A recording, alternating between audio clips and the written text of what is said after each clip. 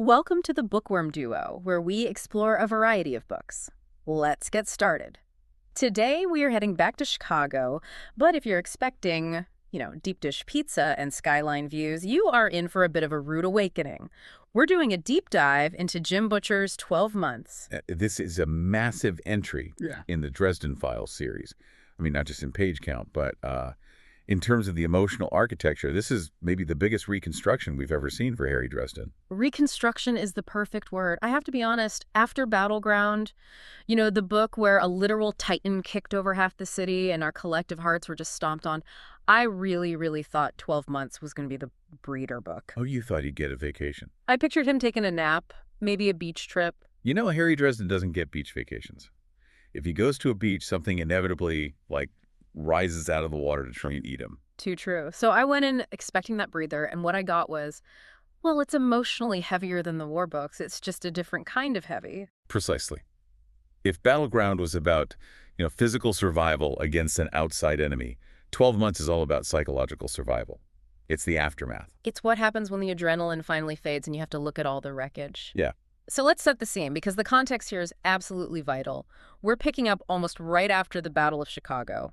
The city is wrecked. And not construction delays on the highway wrecked. No. I mean, an EMP from the Eye of Valor has fried all technology. The power grid is gone. The internet is just a memory.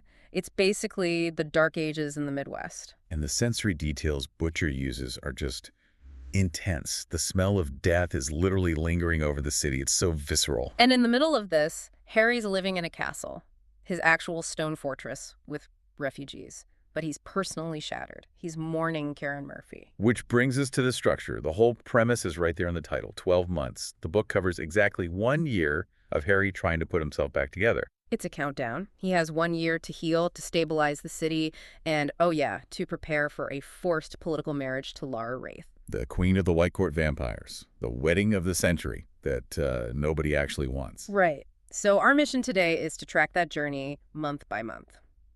Let's jump into phase 1, the darkness. This is months 1 through 3. This really sets the baseline for Harry's mental state. In chapter 1, he isn't living, he is operating.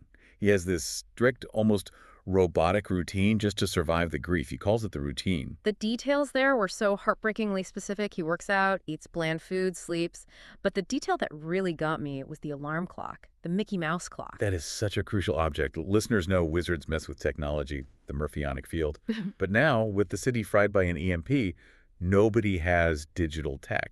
So Harry's relying on this wind-up, totally analog Mickey Mouse clock. It's his only tether to reality, isn't it? He wakes up, checks Mickey, sees he slept maybe 15 minutes more than yesterday, and he logs that as progress. He's treating his own trauma like a broken engine that he can fix with just math and mechanics.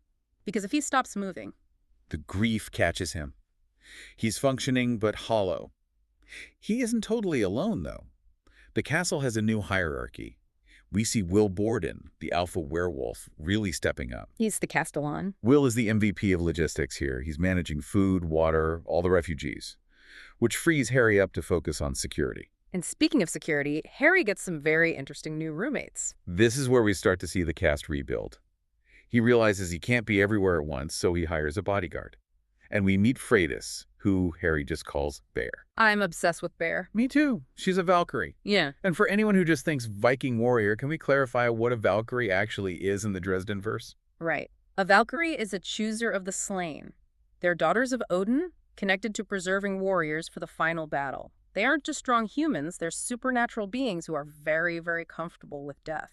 And she's huge, she's cheerful in this really terrifying way, and she carries a massive 4-bore shotgun.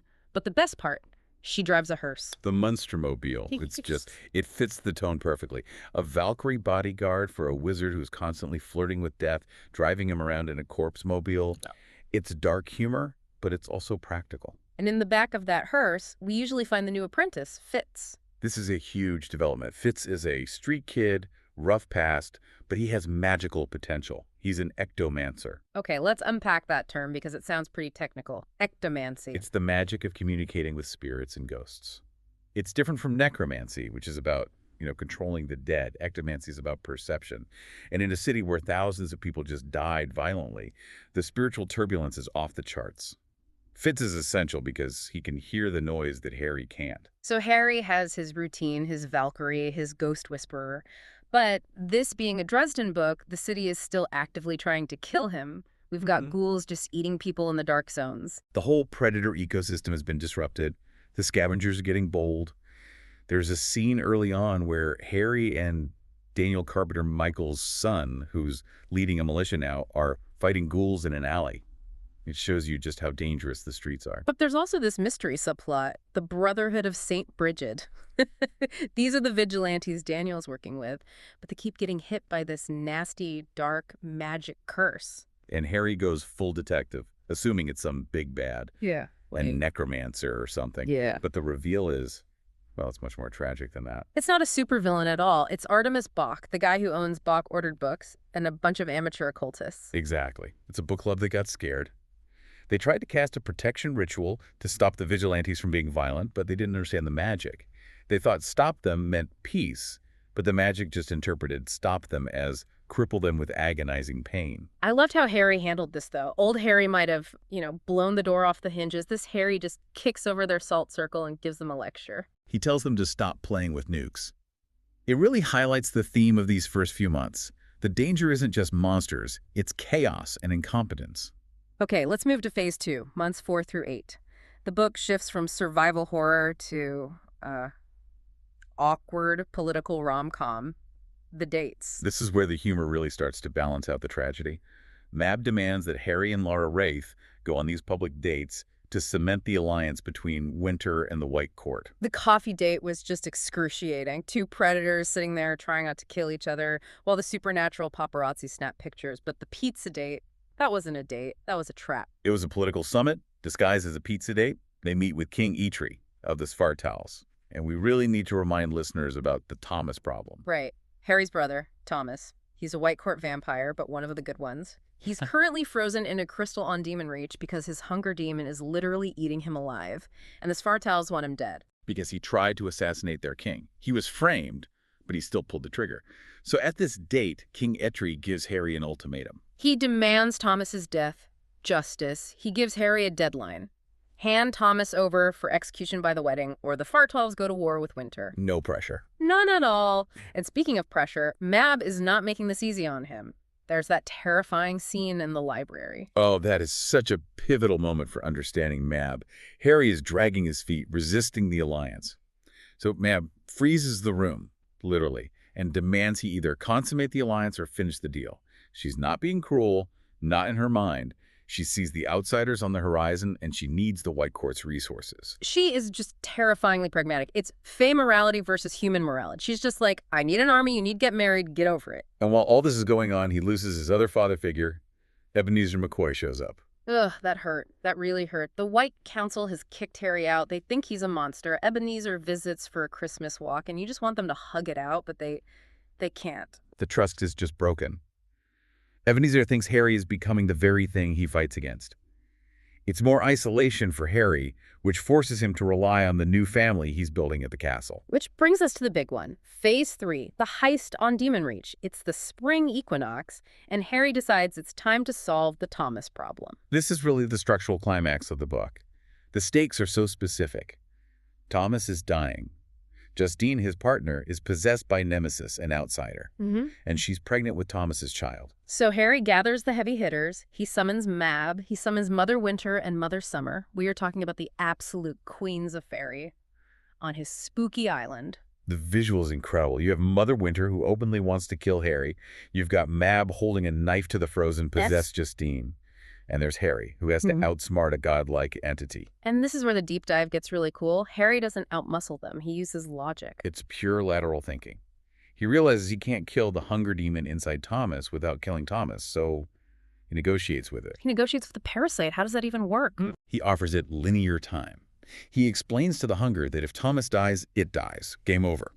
But if the hunger goes dormant, like a spore, and keeps Thomas alive in stasis, it gets to exist for centuries. It gets to eat the passage of time itself. That is so perfectly Harry Dresden. I can't beat you, so I'm going to annoy you with philosophy until you give up. And it works. The hunger accepts the deal. It retreats, saving Thomas. But then, the twist. The baby. Justine goes into labor right there in the crystal cave. Mother Summer delivers the child. And it should be this happy moment. Thomas is awake, the baby is born. But then Mab steps in. Balance must be maintained. That's the hard rule of the Fae. Thomas took a life, the Svartalf bodyguard. Therefore, he has to give a life. I gasped. I literally gasped reading this part. Mab takes the baby. But she doesn't kill it. That's the important part. She takes the child to be raised by the Svartalfs, by King Etri himself. The child will be a prince, safe, protected, but completely separated from his parents. It's a tragedy, though. Thomas is alive, but he loses his son to pay his debt. It's heartbreaking. He agrees because it's the only way to save the boy, but man, that is a heavy, heavy cost. It resolves the war threat, it saves Thomas, and it saves the child, but it leaves everyone scarred, which is the theme of the whole book. Survival, but always with a cost. So after that emotional roller coaster, you'd think the book would wind down, but no. Month 11 rolls around, and we get a full-on siege. The Black Court. We knew they were lurking. Dracul's people, they attacked the castle at sundown. And this is the action movie finale. It's a huge brawl. You've got Harry channeling the castle's energy. You've got Bear with her 4-bore shotgun just leveling vampires. And Fitz. Fitz has his big hero moment. He's been struggling with magic all year, but in the heat of battle, he taps into fire magic, he shouts, "Fiero!" and just blasts a vampire. It's his transition from victim to defender. And we have to mention the gargoyles, Basil and Cinnamon. The living statues of the castle. They eat stories, remember. They are sustained by the narrative of the castle itself. Cinnamon gets smashed to pieces. But survives. The fact that they fight proves that Harry has built something real. He hasn't just occupied a building. He's created a stronghold, a home. The castle fights back because he gave it a purpose. They repel the Black Court. It's a messy, violent victory, but it proves the castle can stand. And that leads us to the final month, month 12, the anniversary. The timeline loops all the way back. It's been exactly 1 year since the Battle of Chicago and Murphy's death, and Harry, well, he wakes up hurting again. Which is the most realistic part of the book, I think. Healing isn't linear. You don't just get over it. The grief comes back in waves, and an anniversary is a huge trigger. But the ending isn't depressing. It's beautiful. Harry goes up to the roof with Fitz, his daughter Maggie, and Mouse. A scene with the handkerchief. Yes. Harry teaches Fitz a spell to catch sunlight in a handkerchief. It's a callback, but it's also the thesis of the whole book. To catch sunlight, you have to infuse the magic with genuine happiness and hope. You can't do it if you're consumed by despair. And throughout the entire book, Harry has been living in the dark, metaphorically and literally. Catching sunlight is about holding on to those good moments. It's about preserving hope. It signals he's ready to move forward. He isn't fixed, not by a long shot, but he is capable of joy again. So what's the final status? Where does this leave us? Harry is still scarred. His arm is still burned. He is still engaged to Lara. The wedding is delayed to midwinter, but it is happening. But look at his position. He's not that isolated, broken man checking his Mickey Mouse clock in a basement anymore. Right. He has a functional apprentice, a bodyguard he trusts, a real relationship with his daughter. He has a home that can withstand a vampire siege. Exactly. The mission of the book wasn't to defeat a villain. It was to survive the year. Yeah. And he did. He's transitioned from a solitary warden to a lord of a castle. You know, this feels like the most human wizard book I've ever read. It's about depression and family and the weirdness of dating a vampire queen, all in one package. And it sets the stage perfectly for what comes next. The 12 months forged him into something harder, but also more stable. He's ready for that marriage and whatever political nightmare comes with it. Before we wrap up, I want to leave you with a thought. We talked about Harry negotiating with the hunger demon using linear time.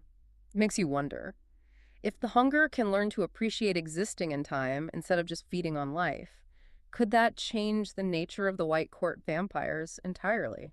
That is a fascinating question. If Thomas can eventually coexist with his demon in a way no one ever has, could Harry be accidentally solving the entire vampire problem through philosophy? Evolution through negotiation. Something to chew on. Thanks for joining us. Subscribe for more bookish adventures and hit that like button if you enjoyed the ride. Don't forget to share the knowledge, spread the word.